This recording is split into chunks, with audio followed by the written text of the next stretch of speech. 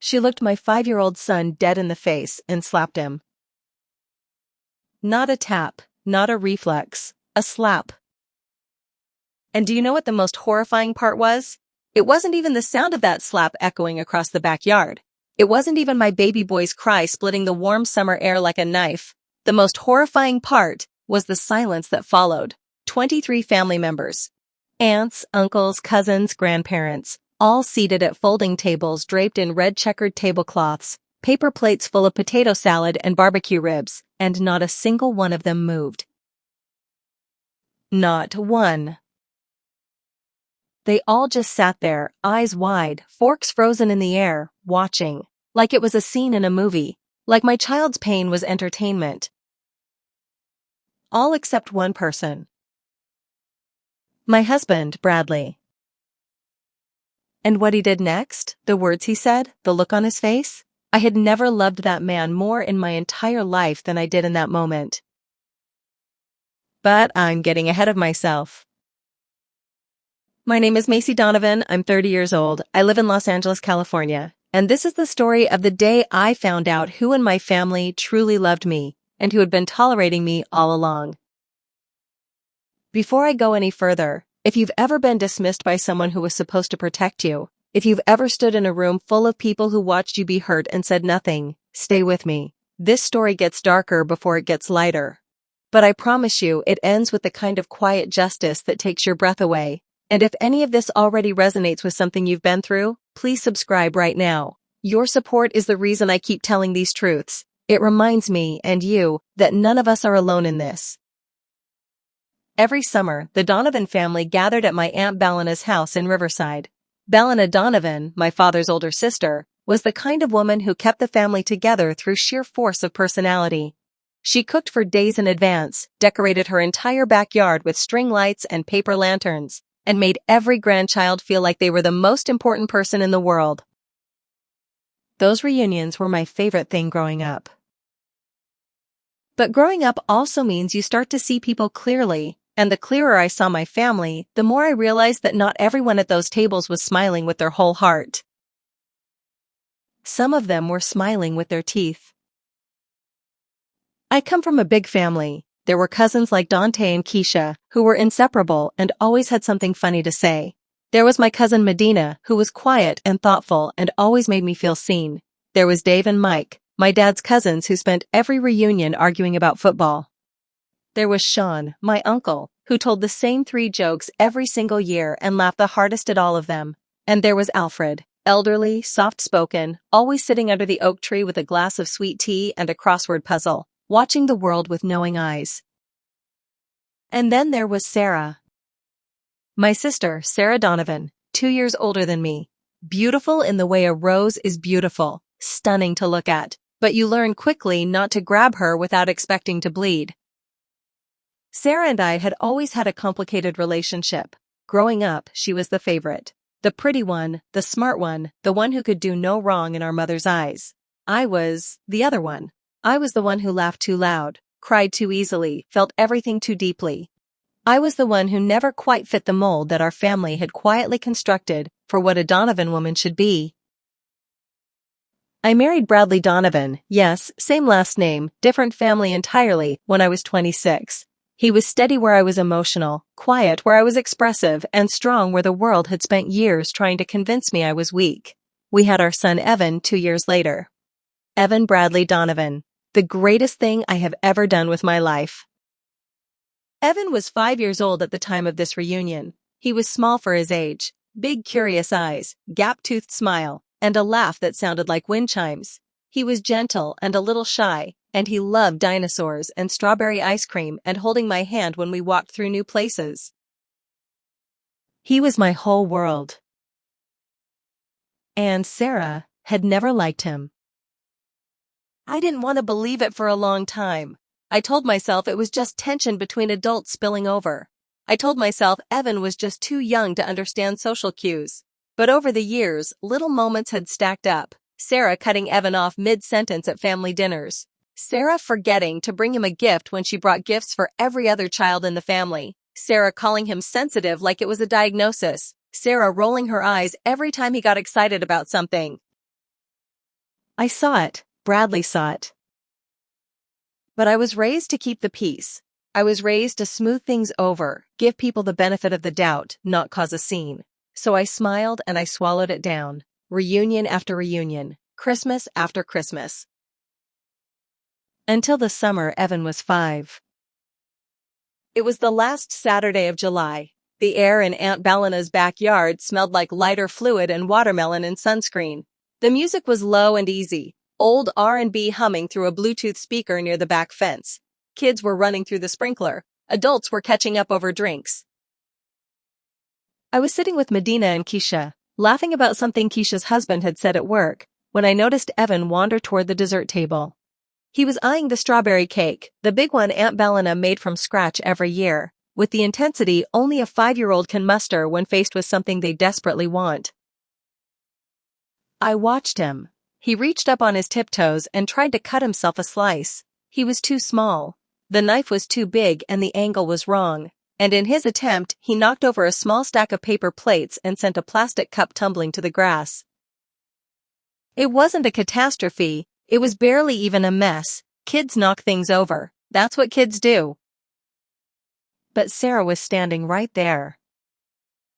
She had been refilling her own plate, and she spun around at the sound of the cup hitting the ground.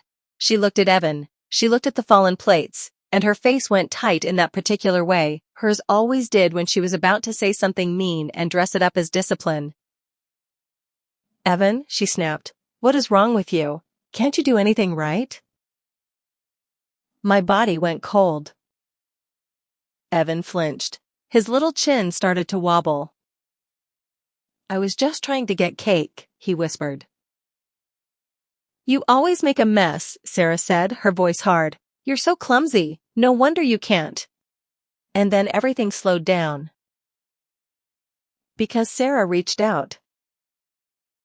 And she slapped him. Open palm, across his cheek. The sound cracked through the air like a branch snapping in a storm.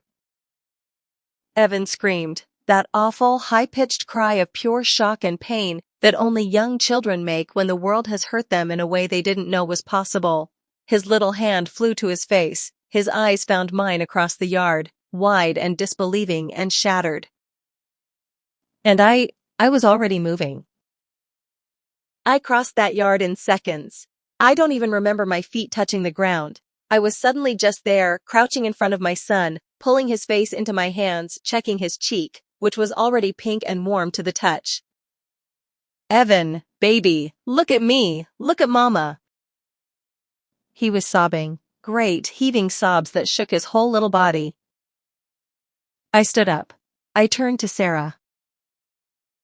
And I said, very quietly, because that's what I do when I'm so far past angry that I've gone completely still, I said, "You hit my child." Sarah crossed her arms, looked at me like I was the unreasonable one. "He needed to learn." "You hit my child." "Macy, you are so dramatic. He knocked over some plates. He needed a consequence. You let that boy run wild and then wonder why?" "He is 5, Sarah." My voice broke on the last word. "He is 5 years old and you hit him because he knocked over some paper plates at a family reunion while he was trying to get a piece of cake." And then I looked around. That's when it hit me. The full weight of what was happening. Because everyone had seen it. I knew everyone had seen it. The backyard had gone completely quiet. The music was still playing, absurdly, softly, some old Al Green song drifting through the suddenly still air. But no one was talking. Every face was turned toward us. Aunt Balena standing by the grill, holding a pair of tongs. Dante and Keisha frozen mid-bite. Medina hand pressed over her mouth. Dave and Mike looking at the grass. Sean halfway out of his lawn chair. Alfred still under the oak tree, watching with those quiet, knowing eyes. My mother, my own mother, standing near the back door with a glass of lemonade in her hand. Not one of them said a word. Not one of them moved. And Sarah saw that I had seen it, and she smiled, barely, just a flicker at the corner of her mouth, like she had known they wouldn't, like she had been counting on it. "See," she said softly, just to me, "you're overreacting, as always." That smile, that word, overreacting. I have heard that word my entire life. Every time I cried, every time I stood up for myself, every time I felt something deeply and dared to show it. Overreacting, like my feelings were always too big, too inconvenient, too much for the room. I felt something inside me fracture. Not break, fracture. There's a difference. Breaking is loud and sudden. Fracturing is quiet and deep and permanent. I opened my mouth, and I had no idea what was going to come out. But I didn't get the chance. Because Bradley stood up. "I need you to understand something about my husband. Bradley is not a loud man. He has never been loud. He is 6'2" and broad-shouldered, and in all the years I have known him, I have never once heard him raise his voice in anger. He speaks slowly and deliberately. He chooses his words the way you choose items off a shelf, with intention, one at a time." He had been sitting at the far end of the table with my cousin Sax and Sax's wife Emma. They had been talking about something, I don't even know what, but Bradley had been watching, because Bradley always watches. He stood up slowly. He picked up a napkin and wiped his mouth, this small, deliberate gesture that somehow made the moment feel even more serious, like he was preparing. He set the napkin down on the table, he stepped over the bench, and he walked across that backyard in absolute silence, every eye following him. He walked past me. He walked past Evan, though he stopped for just a fraction of a second and laid one hand gently on top of our son's head as he passed, this tender, wordless gesture that made me want to weep, and he came to a stop directly in front of Sarah. She had to look up at him. He looked at her for a long moment, just looked at her. And whatever was in his eyes in that moment, I could see it reflected back in Sarah's face, the barest flicker of something she rarely felt. Uncertainty. And then Bradley said 2 words. "Get out." His voice was quiet, almost gentle, but it landed like a stone dropping into still water. Sarah blinked. "Excuse me." "Get out," he said again, same tone, same volume, immovable. "Bradley, this is not your..." "You put your hand on my son." He said it like he was stating a fact, like he was reading from a document. "You put your hand on my son and you will leave, right now. This is Balena's house." Every eye in the yard shifted to Aunt Balena. Aunt Balena, who had never liked conflict. Aunt Balena, who had spent 60 years keeping peace in this family. Aunt Balena, who I fully expected to say something gentle and diplomatic that would dissolve the moment and let Sarah stay. Aunt Balena set down her tongs. She looked at Sarah. And she said, "You heard him."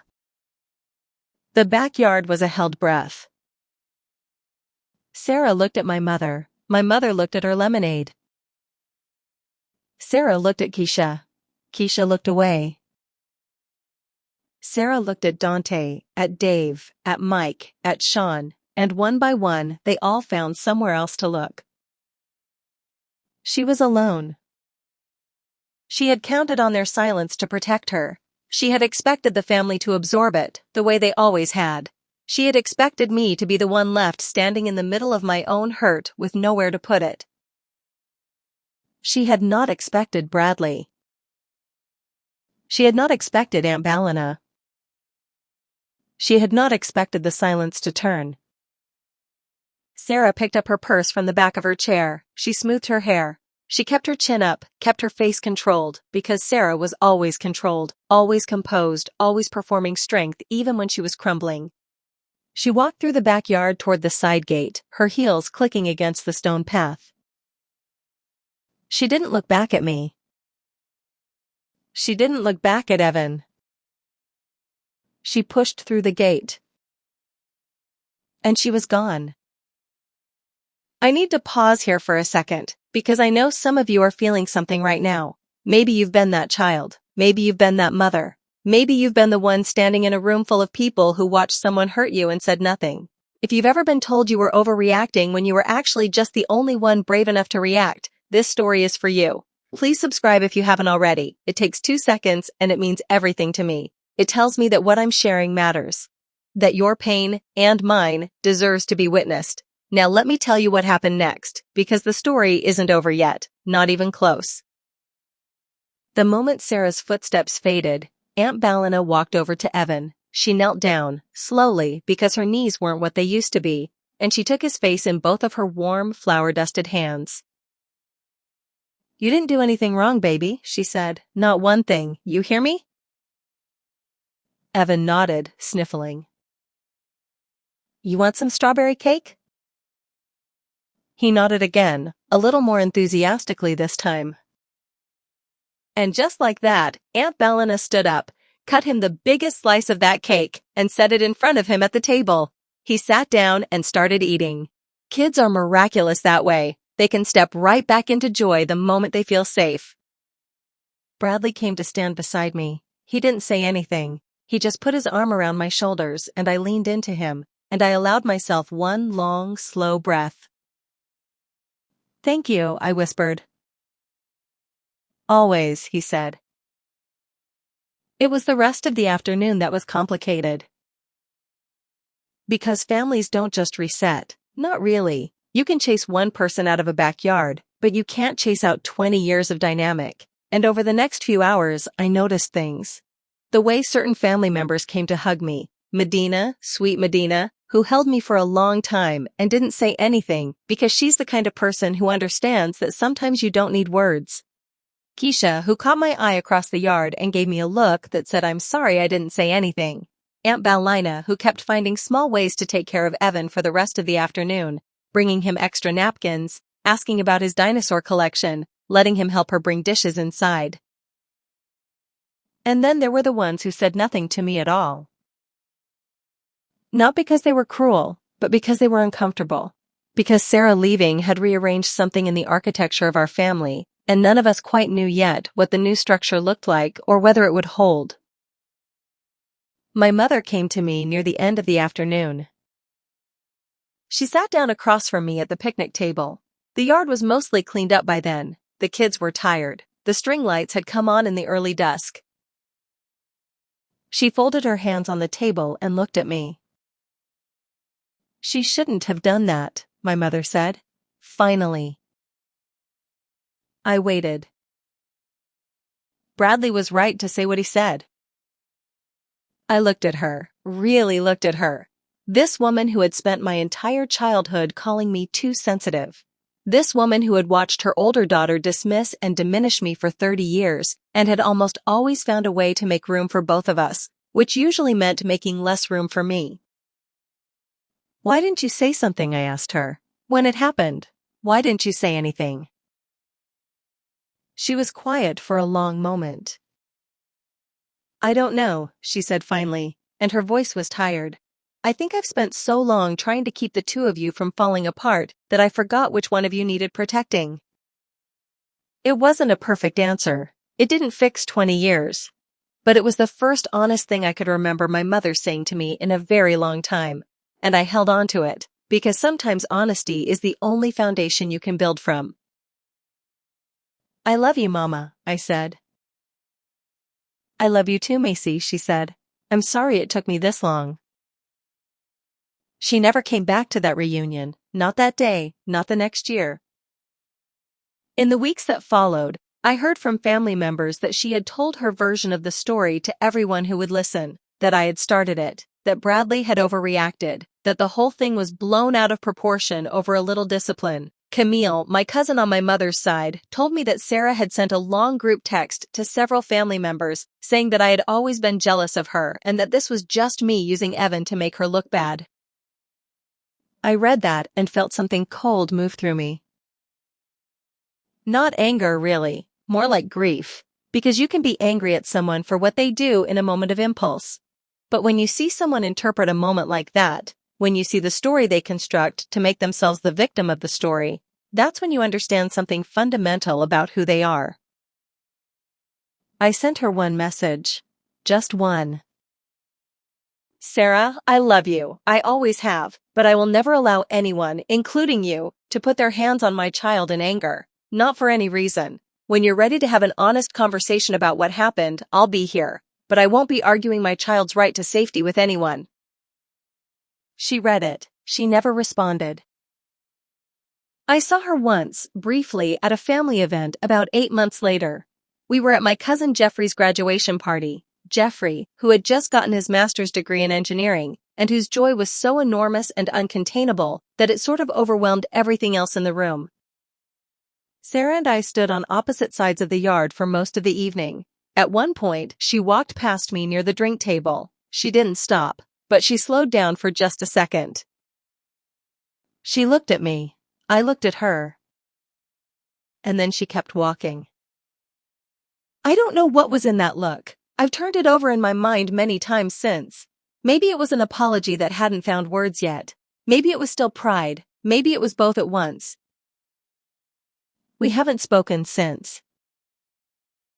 There's a version of this story where I'm the villain, where I tore the family apart over a moment that could have been handled quietly, where I let my husband embarrass my sister in front of everyone, where I've been holding a grudge rather than forgiving and healing.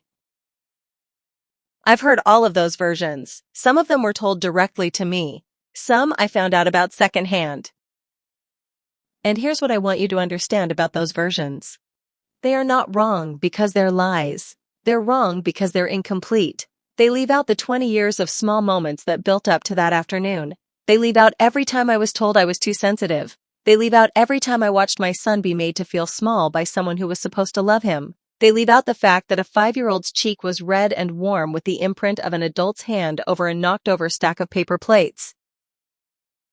They leave out the most important truth, that silence is never neutral. Every person who sat in that backyard and watched and said nothing, they made a choice. Not choosing is still choosing, and for most of my life, that's the choice my family made when it came to me, the path of least resistance, the quiet, the looking away. But here's the other thing, and this matters to me deeply. I don't hate them for it. I understand the pull of keeping peace. I have felt it my entire life. I understand what it costs to speak up in a room where everyone else is quiet. I understand the fear of being the one who disrupts the careful architecture of a family that has managed, somehow, to hold together across decades of dinners and holidays and reunions. I understand all of that. And I still needed them to speak up. And I still needed Bradley to stand up. And I still needed Aunt Balina to say you heard him. And I still needed Medina to hold me. And I still needed, finally, at the end of the day, for my mother to sit across from me in the dusk and say I forgot which one of you needed protecting. Those things were not nothing. Those things were everything. What I know now at 30 years old, standing firmly inside the life I have built in Los Angeles with my husband and my son, is this. The people who love you will show you. Not always in the moments you want. Not always as loudly or as early as you needed, but they will show you. And the people who don't, they'll show you that too. You just have to be willing to see it. Evan turned 6 2 months after the reunion. We had a birthday party in our backyard in Los Angeles, string lights and strawberry cake and a dinosaur theme, because of course, it was a dinosaur theme. Medina drove out from San Diego. Keisha sent the most enormous present I have ever seen a child receive. Aunt Balina video called in from Riverside, wearing a party hat she had put on just for the call. Evan blew out his candles and made a wish he wouldn't tell anyone. Later, when I was tucking him in that night, he looked up at me and said, "Mama?" "Yeah, baby?" "Is that lady still in trouble?" I knew who he meant. "I don't know," I said. "That's for grown-ups to figure out." He thought about that for a second.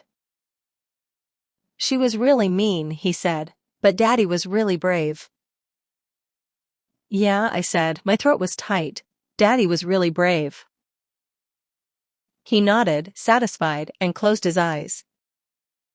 And I sat there in the dim glow of his dinosaur nightlight and just breathed. Just let myself exist for a moment in the quiet miracle of my child's safety, in the warmth of my husband 2 rooms away, in the life I had built despite every voice that told me I was too much, too sensitive, too dramatic. I wasn't overreacting. I never was. I want to say something to everyone who is still here, watching this. If you've ever been told that your pain was an overreaction, hear me when I say this. Your feelings are real. Your experiences are real. The people who gaslit you and watched from the sidelines were not neutral. They made a choice, and their choice was never a reflection of your worth. If you have ever loved someone who hurt the people you love most, I see you. That grief is real and it is complicated, and there are no easy answers. If you have ever been Bradley, the person who stood up when everyone else sat down, thank you, from the bottom of my heart. The world runs on people like you. And if you have ever been the person sitting at that table with their fork frozen in the air, it is never too late to say something. It is never too late to choose differently, to show up, to be the person who stands between someone vulnerable and the thing that is hurting them. Family is not defined by blood. It is not guaranteed by a shared last name or a seat at the same reunion table. Family is defined by what you do when it matters, by who you run to when a child cries out, by whose side you choose when choosing is hard. I know who my family is. And I am so grateful for every single one of them. If you made it all the way to the end of this story, thank you, truly. If you've ever been blamed for something you didn't do, if you've ever felt the pain of your own family turning against you, if you've ever been the child in that backyard or the mother running across the yard, or the person who stayed silent and has been carrying that guilt ever since, you are not alone. None of us are. And if this story touched something real in you, please subscribe. Share this with someone who needs to hear it. Leave a comment telling me your story, because I believe that when we witness each other, we heal together. Your support is not just a number on a screen, it is proof that truth matters, that stories like this deserve to be told out loud in the open without shame. And if there is a Sarah in your life, I hope you find your Bradley. I hope you find your Balina. I hope you find your moment of quiet justice. Because it comes, it always comes. It just comes on its own time. Thank you for watching. I'll see you in the next one.